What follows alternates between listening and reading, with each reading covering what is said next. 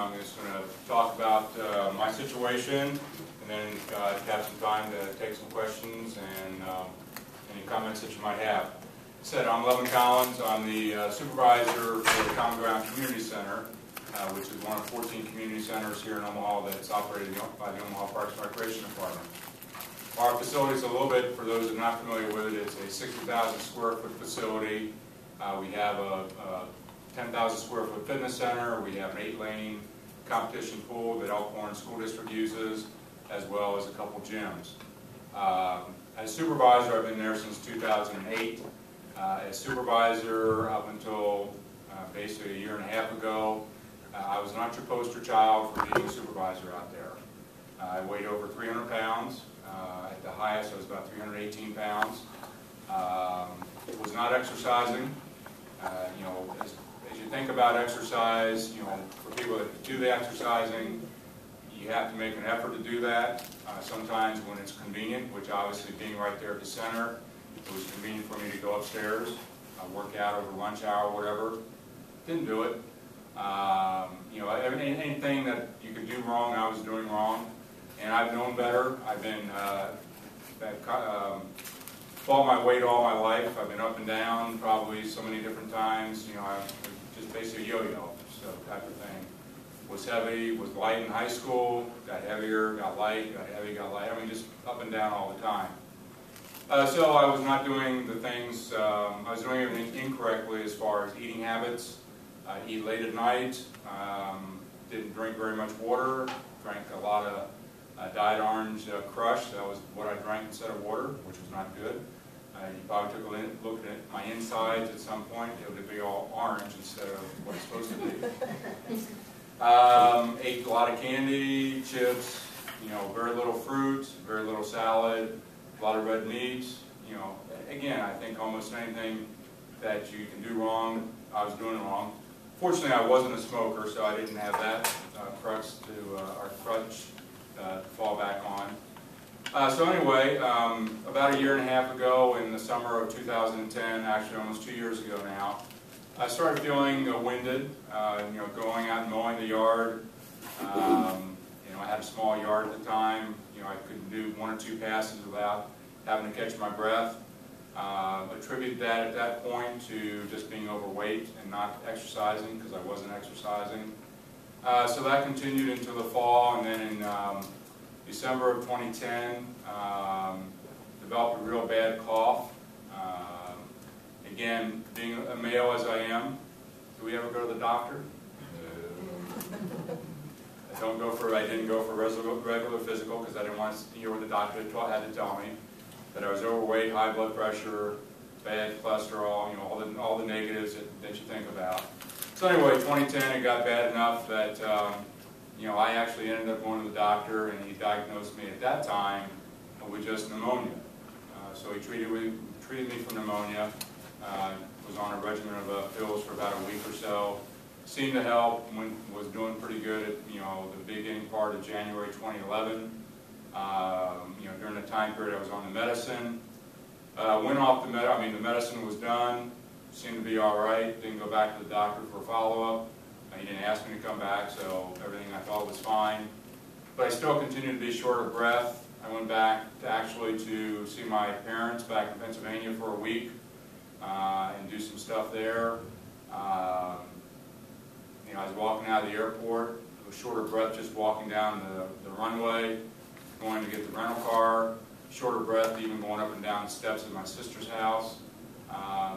So I, again, attributed that to being 1, overweight, and 2, that the pneumonia had not been cleared up. But during that week, I noticed that my ankles were swelling considerably, which they hadn't really done before. Put some ice on them and said, okay, well, that seemed to help a little bit. So then, anyway, I got back from the trip over the weekend. We had a little bit of snow. Couldn't even go out and shovel the short sidewalk we had. So that Monday of that particular week, after I was back, told my boss that I needed to go to the doctor, made an appointment to go see my internist, my primary doctor. He listened to my heart, and at that point, my heart rate was 177 sitting. So At that point, he said, off to the hospital. Now, unfortunately, it wasn't here at UNC. It was at Methodist, is where he practices out of. So anyway, went to the hospital, was diagnosed at the hospital with atrial fibrillation, irregular heartbeat, obviously high heart rate, and then also congestive heart failure. I was retaining water, so I spent the time, probably about, what was it, two and a half days in the hospital, and so they get the water weight off of me. They couldn't get my heart rate down. Still at 150 plus, just sitting. They put me on medicine to try and control it. Wouldn't do it. So anyway, I went through that. Got out of the hospital. From 318 pounds was what I weighed when I went in the hospital. Came out, I think, about 295 pounds. So all that was water weight that came off. So was in the bathroom a lot. And unfortunately had to use I don't even know what to call them, but anyway. So anyway, it was a difficult time at that point. Again, still irregular heartbeat. They were trying to control that. I did start going to cardiac rehab. Going back to the congestive heart failure. My heart was at 25% capacity, which for normal is about 50%, so it's about half of what normal heart should be doing as far as pumping blood. And obviously not pumping good. That was one of the reasons I was retaining water, shorter breath, all the symptoms that I was showing because of the congestive heart failure. Realizing it, looking back on it, obviously doing all the bad things I was doing, I contributed to what occurred to me. So I don't have anybody to blame but myself, based on the lifestyle that I was living at the time. Also realized that congestive heart failure is, once you have it for life, that you have to, make a lifestyle change, which I've done. It was really just a big wake-up call, a big slap across the face. I am a cancer survivor as well. I had testicular cancer back in 1997. So, my health I have taken for granted, unfortunately, and now I don't. So anyway, I started going to cardiac rehab. Unfortunately, in rehab, they couldn't really do what they wanted to do for me because my heart rate, when I would go in there at, just a sitting heart rate would be at 150, 155. Then they put me on a treadmill and it would climb up to 170 again, almost 200. So they really couldn't push me until they got my heart rate where it needed to be. Down in the average of 40 to 60 beats per minute. So consequently, I was not able to do everything that they wanted me to do in cardiac rehab, although I did as part of the rehab program. I did go, we had people come in, nutritionists come in, exercise people come in, talk about nutrition. One of the key things that they talked about for me, and for any heart patient, was to reduce your sodium, reduce your red meat consumption, increase your amount of vegetables, amount of fruit and so forth, keep your portions down to, for me, protein was about 6.5 ounces, and so many portions. So again, I get, nutritionists help me out with my diet of what I need to start doing. So consequently, I don't eat a lot of red meat. I used to eat red meat probably 2 or 3 times a week. Now it's probably once a week, if that.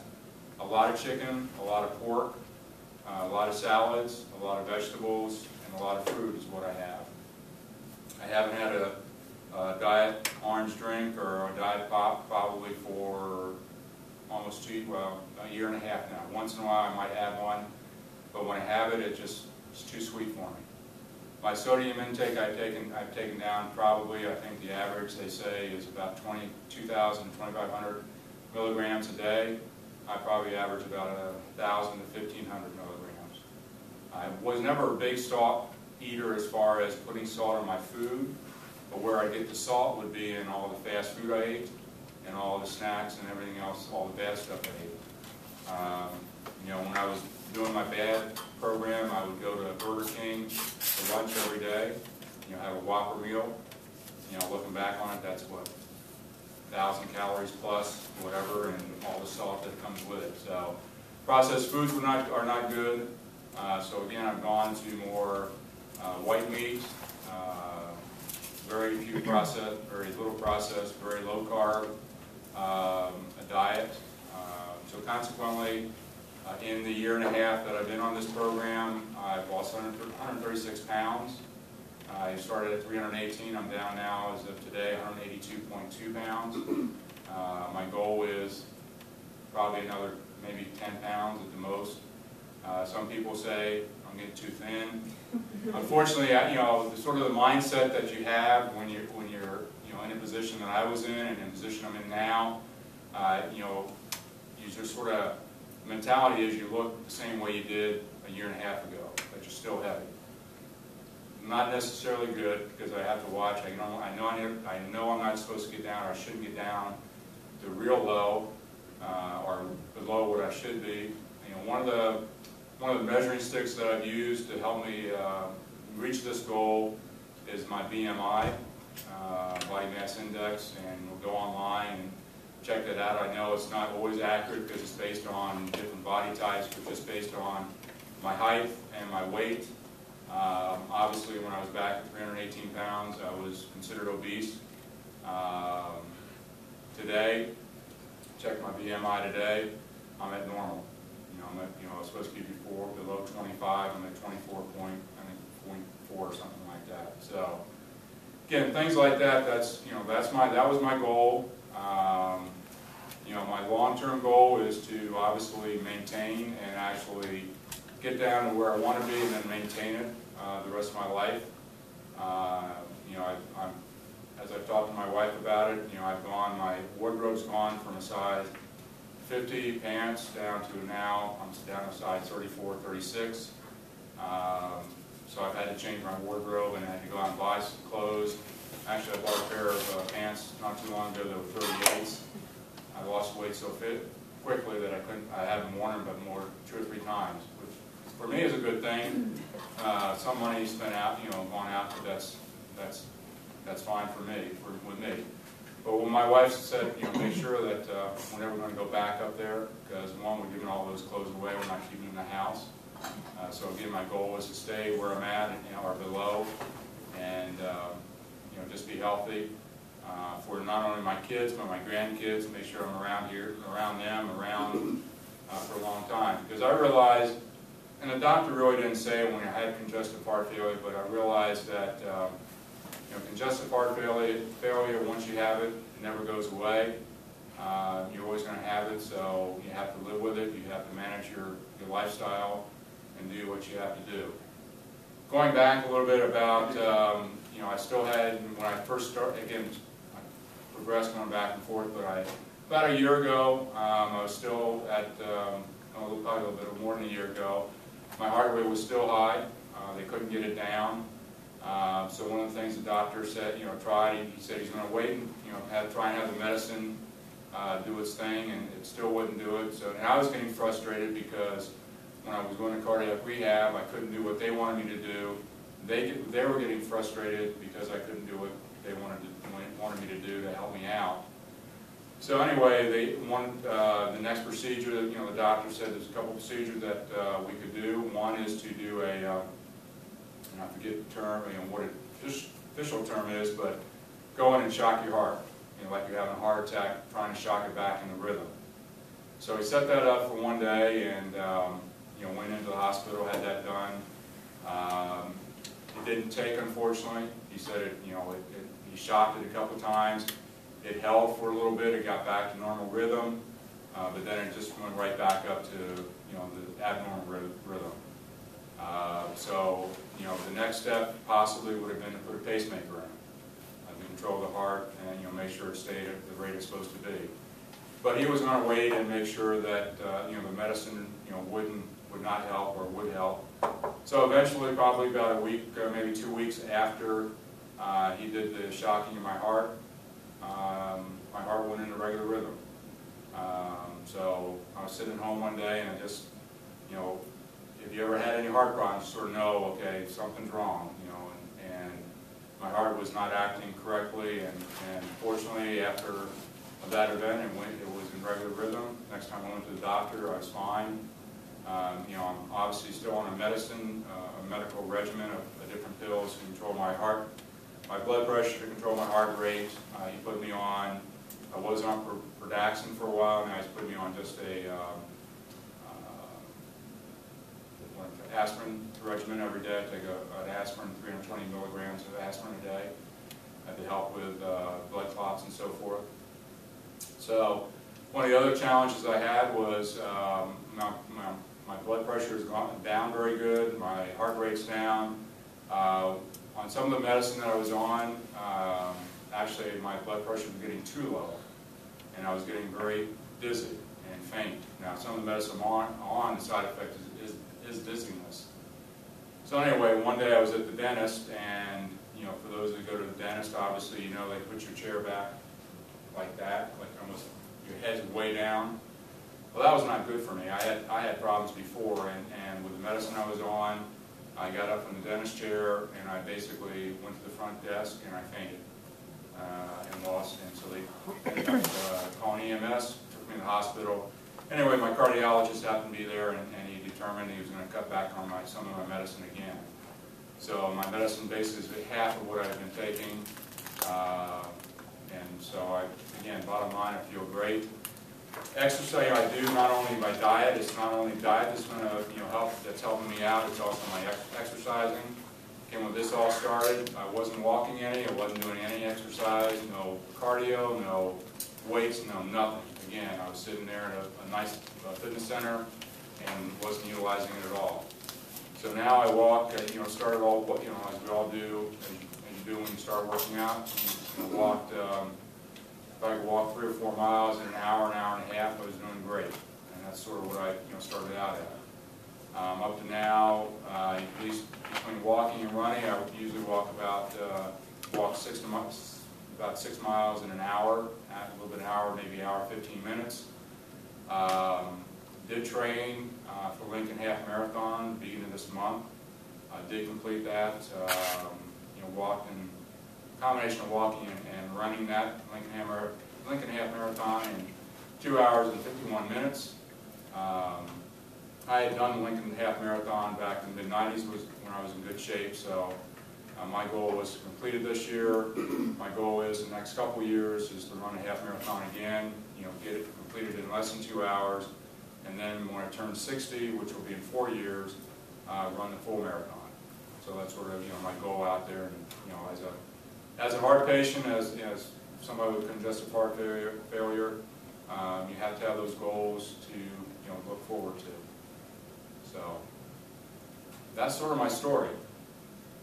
So, any questions, comments? Anything I can help anybody out with maybe some patients that you have, or how to motivate them? As I see it, a lot for me, and again, I'm not any different, I don't think, than anybody else. My motivation is more internal. That's been sort of the way it's always been. When I've had problems, when I've lost weight and so forth. I've been on different plans. I went through Diet Center, which was very successful for me the first time I went through it. My wife and I have done Weight Watchers. Some of those programs for me have worked well, some haven't.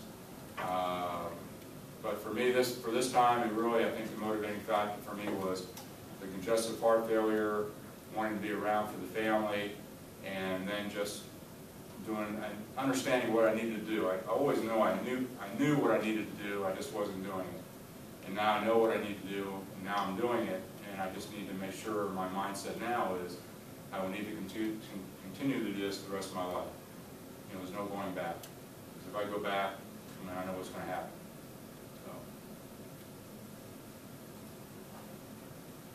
So. Yeah. That was kind of my question is,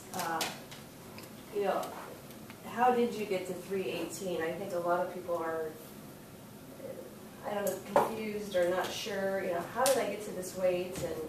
But for you, was it just years and years of just not eating right and not exercising? And was it denial? A lot of it is I'm an eater. I'm a stress eater. I eat when I'm under stress. We lived in Missouri for a while. We were originally from in the Omaha area for a while. My kids grew up here, graduated from high school here. We moved down to Kansas City in 2002. I was overweight at that time, not quite as bad. I was probably in the 280s. So again, well overweight, but a little bit more manageable. Worked for a park and recreation department down in the Kansas City area. Was in looking back on it, a very stressful position. And I just ate because of the stress. Moved back here to Omaha and began to start working in the Omaha Parks and Recreation Department. Less stressful environment to a degree, but still more stressful, or just as stressful in general. And so that's my release, was eating. And again, I'd sit down and eat a whole bag of chips. I mean, I know there's a lot of air in those bags, but there's still a lot of chips in the bag. I'd also sit down and one of my things I got into was eating Jelly Bellies, and get a bag. And it's expensive because they're $6.74 or something a pound.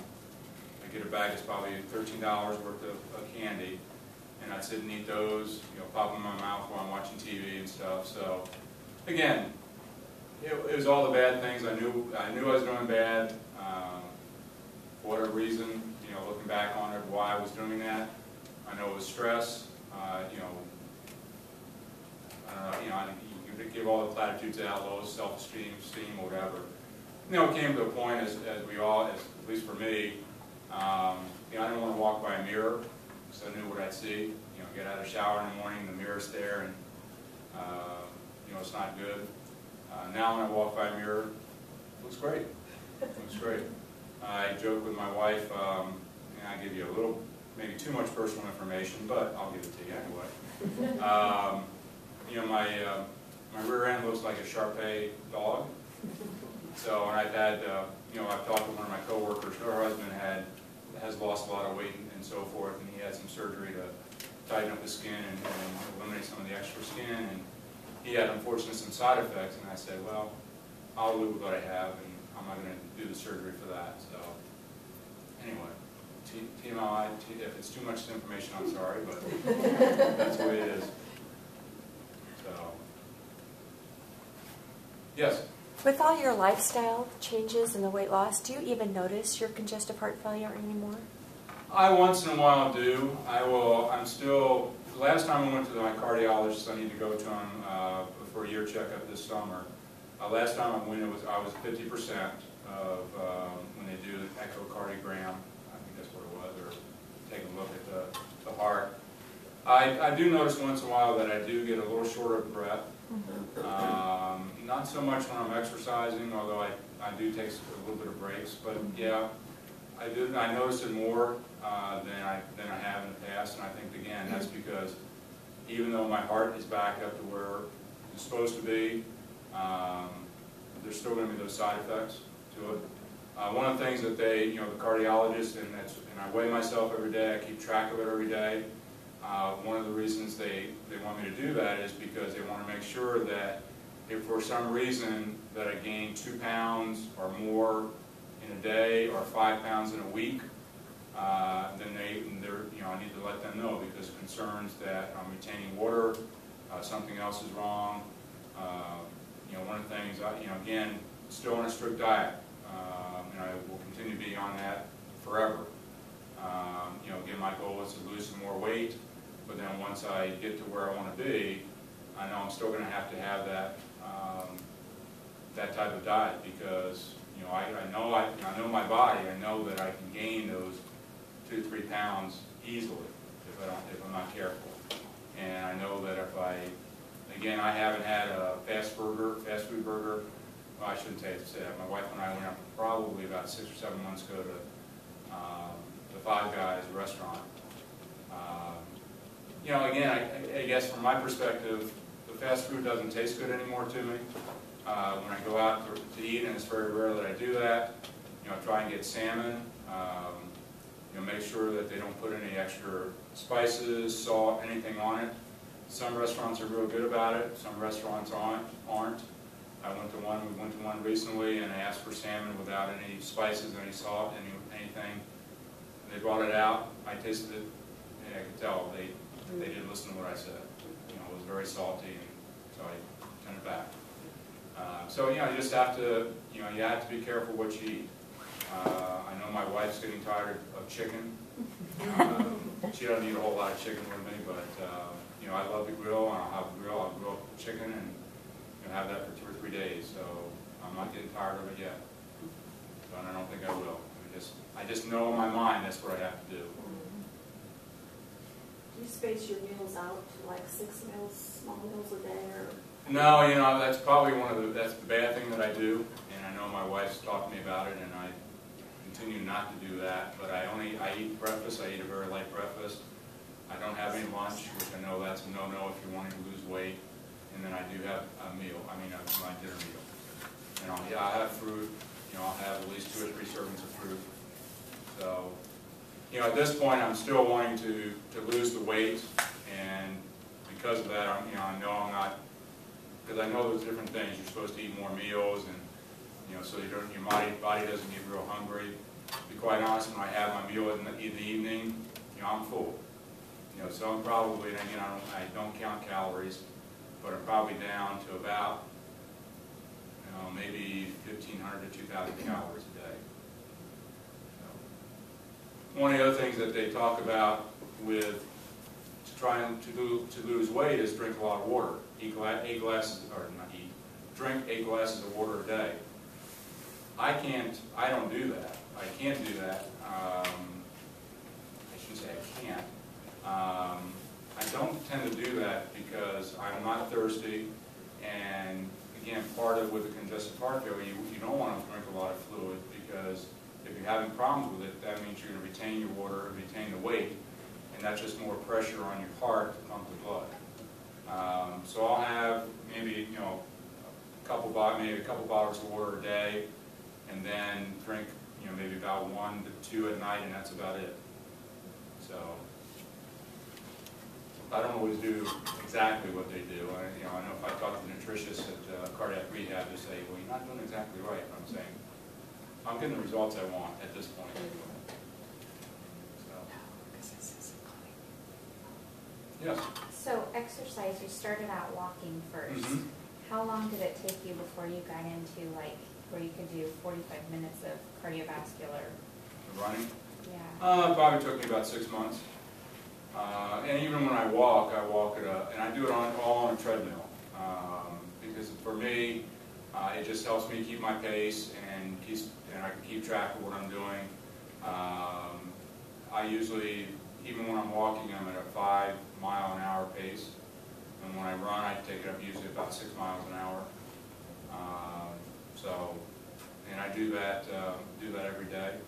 And again, you know, for those that get into exercise and so forth, if I miss a day, I feel bad. You know, you just sort of, you know, you just got to do it. You know, your endorphins and so forth, you know, whatever's released when you exercise is good, makes you feel good.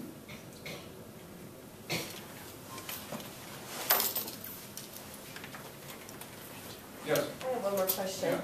So now kind of being over on the other side of the fence, what would you say to that 318-pound person that didn't have that huge health scare but wants to lose weight and just feels overwhelmed? And Well, I think a couple things I would say is, one, if you're at that today, you're going to have some problems.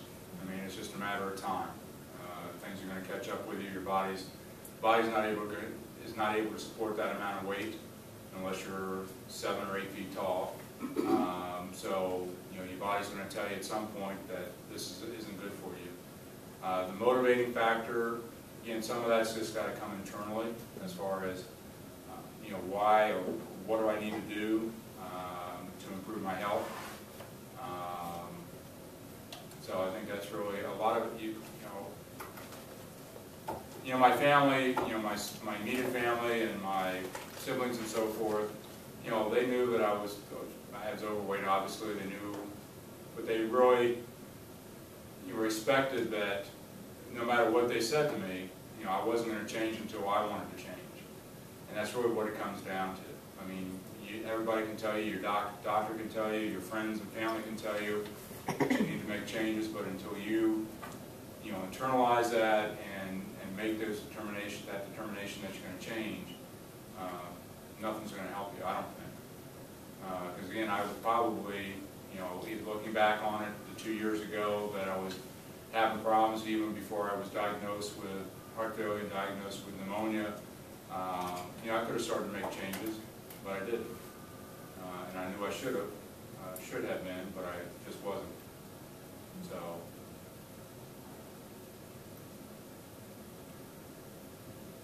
Okay. Thank you, Levin. No problem. Thank you. Thank you.